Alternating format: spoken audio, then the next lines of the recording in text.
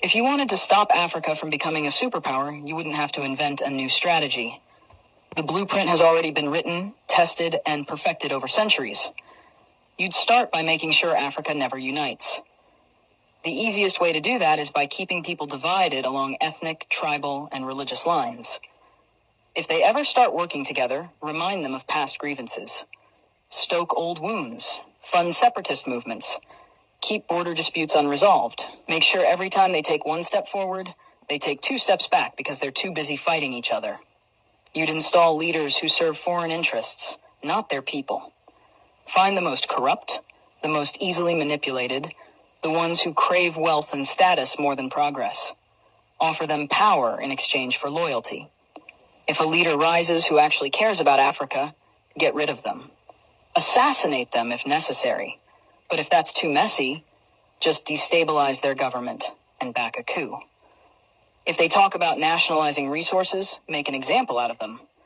If they try to unite Africa, take them out before the idea spreads. You'd keep Africa economically weak by making sure it never industrializes. Let them export raw materials, but never process them themselves. Control the mines, the oil fields, the rare earth minerals.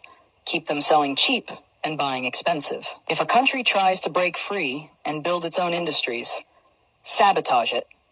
Place sanctions, destabilize its currency, fund local opposition, crash its economy.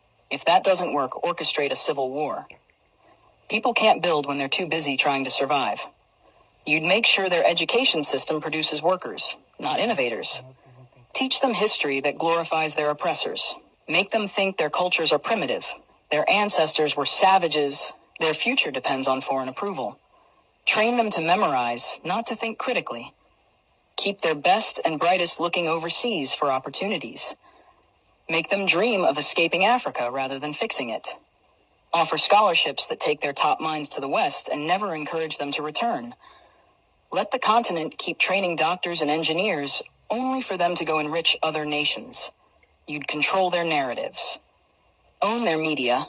Control their stories. Dictate their image to the world. Make them believe they are corrupt, hopeless, eternally in crisis. Flood their screens with poverty porn and war zones. Show them charity ads that make them believe they are helpless without foreign aid. Downplay their successes. Twist their victories into isolated incidents. If an African country develops a groundbreaking innovation, credit a foreign investor. If an African leader implements a successful policy, frame it as an anomaly rather than proof of competence. You'd make sure they remain dependent. Drown them in debt. Offer loans with impossible conditions. Force them to privatize everything so foreign corporations own their water, their electricity, their land. When they struggle, give them just enough aid to keep them alive, but never enough to make them self-sufficient.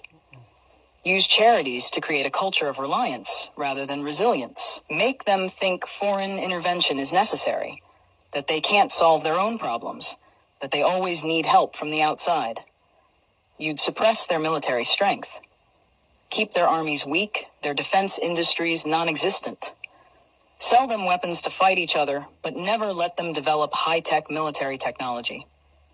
If a country tries to build a strong defense system, accuse them of being a threat to stability. Make sure they always need foreign peacekeepers, foreign military bases, foreign advisors controlling their security.